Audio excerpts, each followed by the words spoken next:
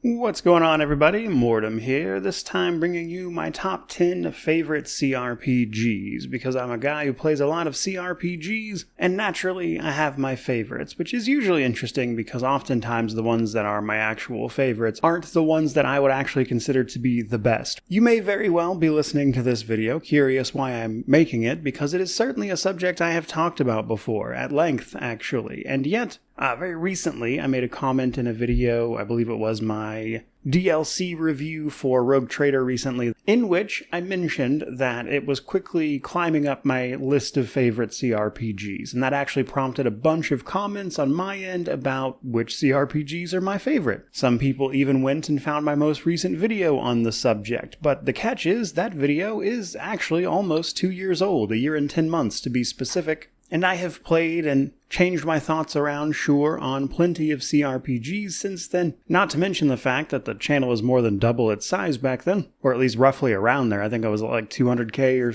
roughly in there somewhere at that time. But ultimately, sure, why not make an updated version of this, I suppose was my end goal. And while I wouldn't consider it wildly different or anything, it is certainly updated with some newcomers and some things moved around in lieu of recent accomplishments like the ultimate for Deadfire as an example. But before we dive fully into all of that, to get a couple of games that I know people are going to mention out of the way but aren't my personal favorites, just to give you my quick thoughts on them. Though, to be clear, if you want my extended thoughts on just about any of these, I do actually have a review for every single one of them, and while a couple of them are old, they'll probably get to the bottom of it at the very least. Let's get into those honorable mentions, let's call them. First up, Planescape Torment. A lot of people love this one. It has an incredible story. I love the story of this game. It is very moving. It is very well told. The problem with Planescape Torment, and why it's not one of my personal favorites, is that the actual gameplay of Planescape Torment leaves a lot to be desired, almost to the point that I would rather read this as a novel than play the actual game itself. It's a great experience, you probably should play it for yourself at some point, but I don't really see the sense in putting a game that I don't actually enjoy playing on my list of favorites.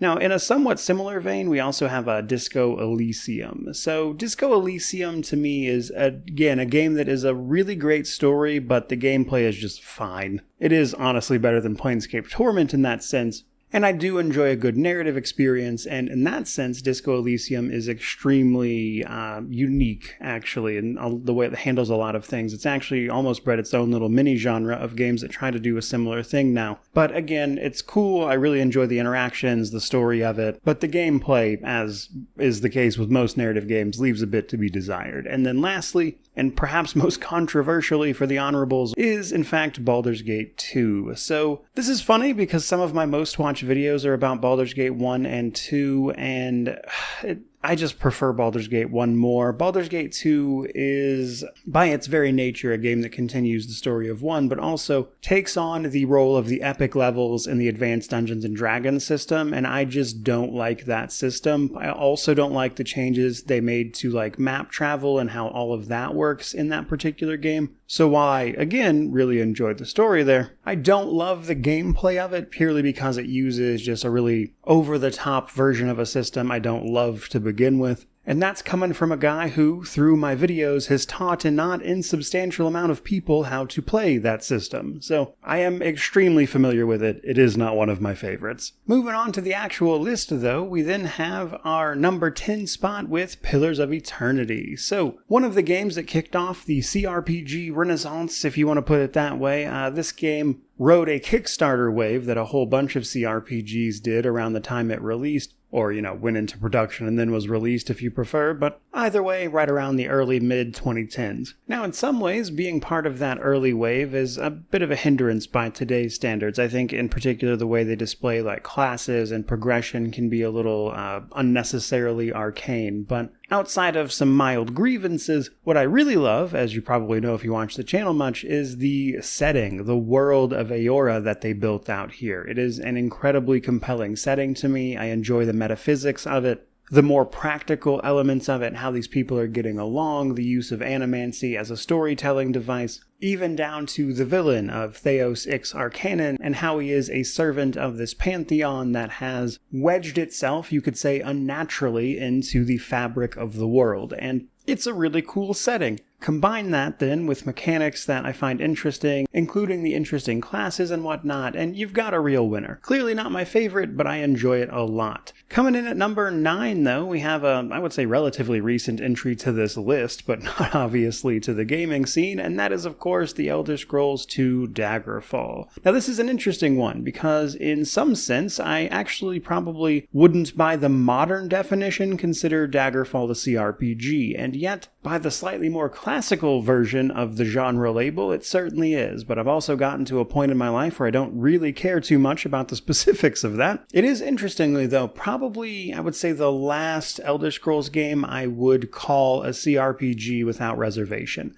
I think you could make a case for Morrowind, but I'm kind of on the fence about that one myself. Oblivion and Skyrim are clearly not, however. And either way though, Daggerfall is a game I finally played in full earlier this year via Daggerfall Unity. I had played it previously in various iterations and stuff, and while I would mess around with it and was generally kind of aware of the mechanics and how things worked, I had never bothered to finish the story and experience as much of it as possible. And all the way here in 2025, I had a blast with that experience. In fact, just to give you a little inside information here, I enjoyed Daggerfall so much that it's still installed on my computer right now. Not that I exactly have a ton of chances to play it, but I also just really enjoy making characters and seeing how they fit into this world that is incredibly hard to apply typical labels to because it is so unique. But personally, I prefer calling it a fantasy life simulator because that's just easier to kind of get a grip on what the sort of total experience is. But either way, really enjoyed Daggerfall. It's wild how ambitious this game is when it released, and yet all these years later with Daggerfall Unity you can actually see even more of that sort of realized and, of course, refined via things that the Unity port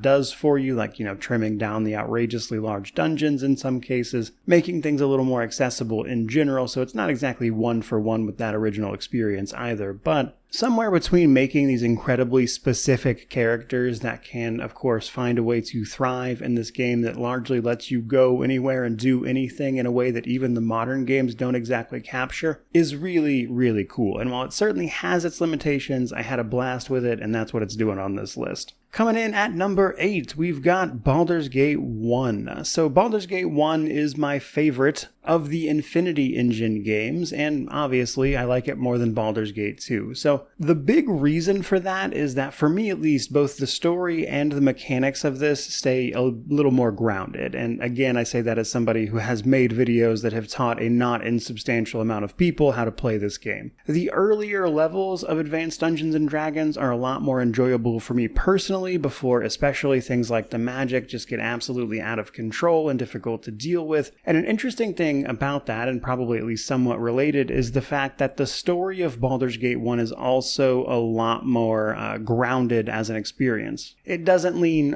purely into the fantastical and at times almost planeswalking version of Baldur's Gate 2, which has its own great story, but I do find that sort of lower level, more grounded adventure of Baldur's Gate 1 a better experience for me personally, and that is before you even start talking about subtle mechanical differences like the way the world map works, as an example. It feels much more like a world than almost like the theme park of 2 as an example. Now, admittedly, that's not to say I love absolutely everything about it. There's always a negative or two in there somewhere, and for me at least, it tends to be the paper-thin companions. There are so many companions in Baldur's Gate 1, and none of them matter because that wasn't really a thing at the time these games were being made. I'd have to look up the exact number, but off the top of my head, I want to say there's 30 potential companions, give or take, and maybe 5 of them have an interesting story. The reason for that being that they could just straight up die and you'd have to replace them. Either way though, love Baldur's Gate 1. Coming in at number 7, we've got Obsidian's Tyranny, their lesser known CRPG that everybody likes to forget about, except of course the people that watch this channel, which is itself full of genre diehards. But I think Tyranny is fantastic. We are almost never going to get a follow-up or sequel, which is a real shame given how both unique the world is, but also how interesting a lot of the game mechanics were, not least of which is this game's incredible spellmaking system. I love it. An isometric CRPG with a full-blown spellcrafting system that is actually fun to engage with is not an easy thing to master, but that's even before you get into the way the world works here.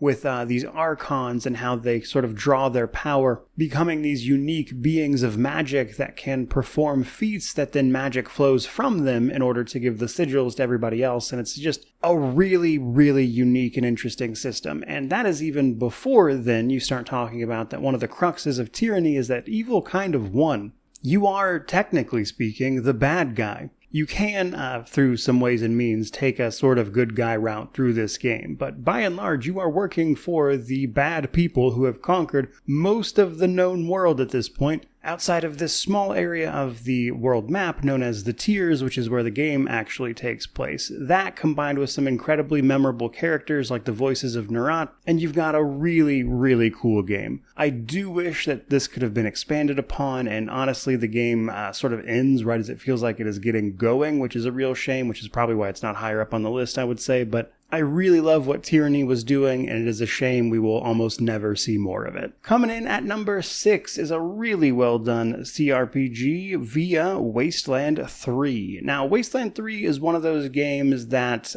kind of pushed me in the direction of doing YouTube full-time inadvertently. So it was one of those games that I enjoyed so much, I kind of got caught up in like trying to make videos and content to help people with it. In fact, to this day, if you go to Wasteland 3's community page over on Steam, you can actually find some of the guides and stuff that I've made way back when about how like to get the toaster thing done. You can get a sentient toaster that follows you around named Courageous, something like that. I also made a guide about how to get the Poltron achievement, which involves getting a bunch of cyborg chickens to pull themselves together and help you in a fight, which was really funny. And then I contributed a whole bunch to the 100% guide for all the DLCs and stuff that came after release. And I did all of that because I obviously really enjoy Wasteland 3. Of the really popular sort of modern CRPGs, I do unfortunately think that it gets a bit overlooked, frankly, which is a shame because it is really, really fun. It's got an incredible sense of humor, a surprising bit of production value, and sometimes their combination of like individual dialogue scenes and how they animate those and work them into then the broader experience, even weaving in some music that was memorable for me. It has like a full-blown soundtrack that will play actual like full-on normal songs at specific moments for specific fights, and as even a guy who doesn't really mention music much at all in games, I was like, whoa, this is an experience and a half. And if you haven't played it for yourself, I would strongly recommend it. My review for this one is admittedly quite old.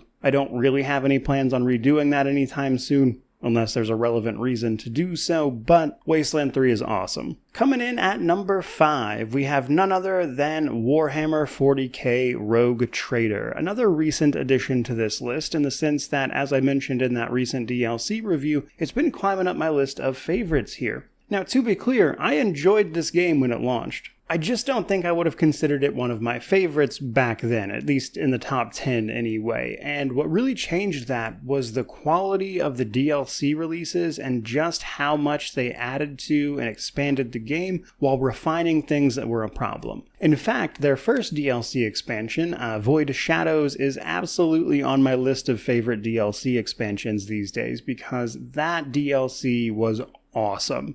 How it portrays this sort of insidious threat of the Gene Stealers, which is this really itself interesting piece of like Warhammer lore, and how these guys sort of wheedle their way into societies and then of course tear them apart from the inside to soften things up for the Gene Stealers, and how that is portrayed here with your ship as the Rogue Trader was just incredibly cool. And then on top of that, you have the more recent Lex Imperialis DLC, shining a light on the Adeptus Arbites, and while not as good, still added a lot of really cool things and content to the game, which is especially notable because it helps sort of expand out Chapter 4, which was a little sparse. Chapter 5 is, by its very nature, difficult to expand, but either way, it's a game I thought was pretty cool at first, only to have really significantly improved since its release, which is why it's on this list nowadays. But that does bring us to number 4, which is none other than Pillars of Eternity 2 Deadfire. If you've been watching this channel recently, you probably know exactly why this is on the list, and that is because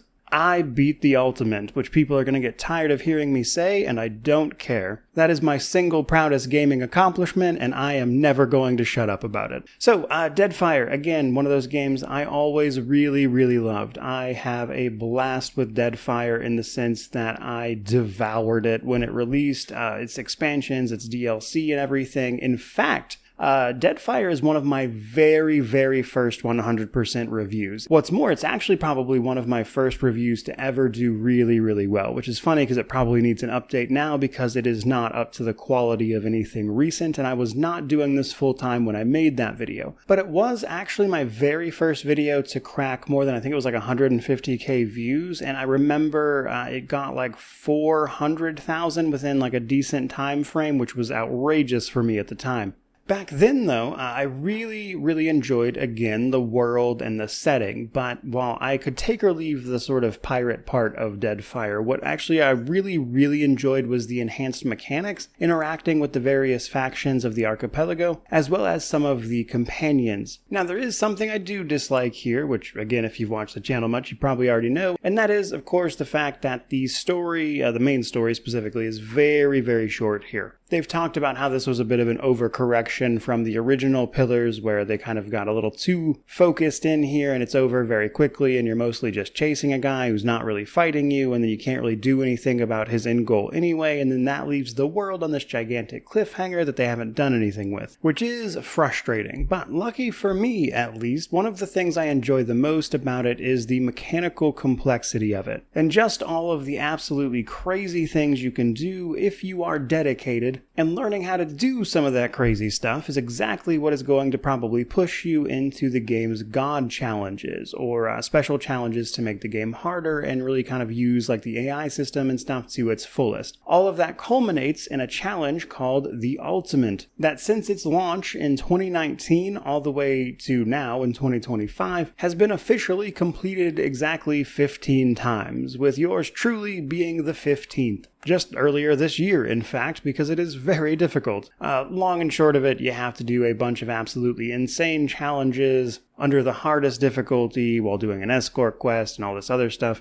You also have to fully record it and send the save file and the recording off to Obsidian to verify it. So, as such, I've made that video and recording public and everything. I've made a whole series about the challenge itself if you want to learn more, but it's very, very hard. And combine all that gameplay I love with a world that I love and mechanics I enjoy messing around with, and obviously you've got a winner. Is some of that recency bias because of that challenge? Almost certainly, but it's my list. What are you going to do about it? Coming in at number 3, though, we then have Divinity Original Sin 2. So this is one of those games where it's kind of fun in the sense that I don't really cover it anymore. But if you've been around since I had like 10,000 subscribers, you may remember a time where it's almost all that I covered. Very, very early on in the channel's lifetime, I was basically spending all of my time doing like Divinity lore and stuff. In fact, one of the big ways I initially got my foot into the YouTube algorithm's door is by creating a bunch of content for the very niche subsection of Divinity lore. Because Original Sin 2 came out, it was extremely popular, people were looking for more information because it was clearly part of an established world, and unfortunately, due to the admittedly sort of niche nature of these games throughout the years, there just wasn't a lot of content on YouTube about it, and that was something that I noticed and capitalized on, making a ton of videos about absolutely everything I could find. Which is funny because when you do that, especially as somebody who's not like doing this kind of thing full time at that moment, is that the videos probably aren't as good of a quality as you would probably like looking back, but they were such a great learning experience about how to cover things. And as a result of that, I am still really proud of them. A lot of what I learned about like video editing and, just how to present things was really done while I was working on those videos in particular. But the reason I was inspired to do all of that is because I absolutely loved the core premise, which was being a godwoken and chasing this power of divinity while also channeling source magic to more or less devour the essence of other creatures and all of the just sort of craziness that went into that. That is really highlighted by the approach of being able to do basically anything you want inside these sandboxes of that game, utilizing absolutely crazy reactions of all the game's individual systems and how they interact with each other, in a fashion that Larian would become much more known for with the more recent Baldur's Gate 3, but a lot of that got its start with Original Sin 2. I loved it. It's a game I know like the back of my hand at this point, and I still think it's one of the best, and yet that brings us to number 2, which is, surprisingly, for probably at least a few people I guess, is Baldur's Gate 3. Which is not a surprise if you've watched this channel at all, because you already know what my favorite is. Baldur's Gate 3, though, was genuinely a huge pivotal moment for, I think, both Larian as a studio, but also me as a channel. I've talked about this before, so just to give you the quick spark notes, Baldur's Gate 3 kind of wound up paying off my house. I wound up covering it so much, and because I had done all this stuff for Baldur's Gate 1 and 2, it was just like right place, right time. Videos that I had made like years ago about those games were getting like hundreds of thousands of views and really pulling in a lot of newcomers to the channel, and then obviously I was making Baldur's Gate 3 content as that happened, which was especially lucky for me because Baldur's Gate 3 is also a fantastic game for, ironically, a lot of the exact same reasons Divinity Original Sin 2 was. These incredibly reactive worlds that really are all about putting you, the player, in the position of, the star of the show, having things react around you, letting you get into the thick of things, find all sorts of just interesting interactions and ways to arrive at a given situation that leads to, of course, all these different outcomes and endings. And while I don't think it's an absolutely foolproof system, it is still a really, really great experience. And then you combine that with its, ability to get more people in the door via the, relatively speaking, easy to digest system that is D&D 5th edition, and then you combine that with their system of, again, just sort of reacting to all the various things you might try or do, and then not only just reacting to it, but also giving you a satisfying response and outcome to that can then even lead to some unique outcomes and stuff, makes up for, I think, the moments that the story actually becomes a little more constrained without you necessarily realizing it. But either way, I poured an enormous amount of time into this game. I think it's also gotten significantly better with its patches and stuff, most recently patch 8, adding things like the Hexblade Warlock, which is a huge favorite of mine, and that's obviously why it's on this list. I'm genuinely pumped for whatever Larian does next. It's been awesome to watch them grow as a studio, or studios, I should say, these days, because while I don't know if they can top BG3, I am certainly excited to see them try. And yet, obviously, that is not our number one spot. Our number one spot, in fact, goes to Pathfinder Wrath of the Righteous, because this is my list about my favorites, and if you would like to put BG3 at the top of yours, you are more than welcome to do so. But Wrath of the Righteous, for me, is like what I want out of these games. It is a really fun story that is incredibly dynamic based on your decision, in this case, the Mythic Paths, with some systems that are incredibly dense. I would go so far as to say that Wrath of the Righteous probably has the single most complicated rule set in terms of this stuff, just because of how many options it is constantly throwing at you. Sometimes to the game's detriment. In fact, most of what people get put off from this game about is because of how complicated it is, which is why my new player's guide for it is like 2 hours long. But for me, Wrath of the Righteous really is just the perfect combination of actual system I enjoy playing, which is Pathfinder 1e, big fan of that obviously, but also all these, again, systems that can change how the story plays out, and I've made a gigantic amount of videos about specifically that. I've even talked about some of the branching paths of that story, or, pretty much all of them actually, as part of my story supercut, which was just shy of 5 hours long, which was an absolute monstrous video to make, by the way. And, sure, I could sit here for another 20 minutes explaining what I love about this game, and honestly much longer than that, which I have done through a kind of nonsense amount of videos over the years, as many people are probably aware. In fact, 2025 is going to be the first year since this game's release that it has not been my most played game that year, which is largely because of the fact that last year they finally wrapped up DLC support and put out the final version, basically. So after having made a bunch of content for that last year, there's just not much else to say at this point. So while I might occasionally play it for me every once in a while, as a content creator, there's just not much more to do there. But as many people are aware, I am incredibly passionate about Pathfinder Wrath of the Righteous.